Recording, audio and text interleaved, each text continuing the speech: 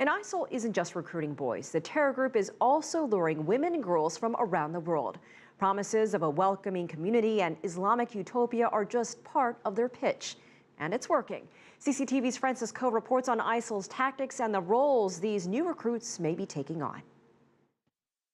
These may be some of the new faces of ISIL, young, willing, and female.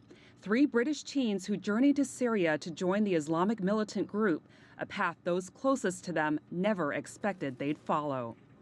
Not at all. My sister was into any normal teenage things. From all accounts, the young women came from good families and were top students.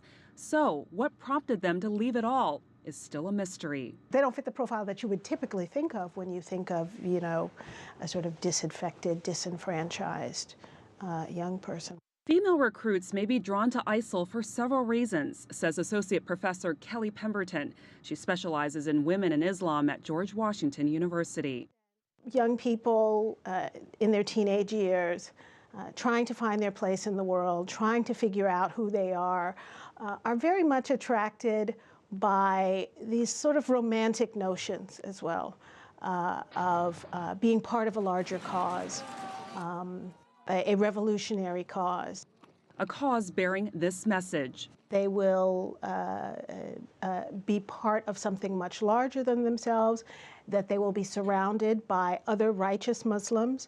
And I think one can't underestimate the impact of the cause of establishing what is touted as a just Islamic order in the world. That mantra is being disseminated quite effectively on social media and on digital publications like Dabiq, ISIL's propaganda magazine. This edition was allegedly written by an Arab woman. Social media is also being used by Aqsa Mahmoud from Britain, an alleged ISIL recruiter. She reportedly traveled to Syria to marry an ISIL fighter, a romantic draw for some young women. Unlike their male counterparts, women in ISIL are not believed to be fighting on the front lines. Instead, they may join the group to be jihadi brides, mothers, healthcare workers, and enforcers of Islamic law.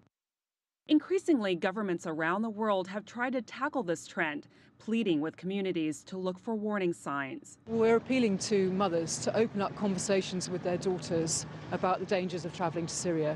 We know that mothers and daughters have a very strong bond. And so we think that these conversations will be fruitful. For the families of those 3 British teens and others like them, it may be too late. We want her to be safe. We're hoping that she is safe wherever she is, wherever she may be. Frances Kuo, CCTV, Washington.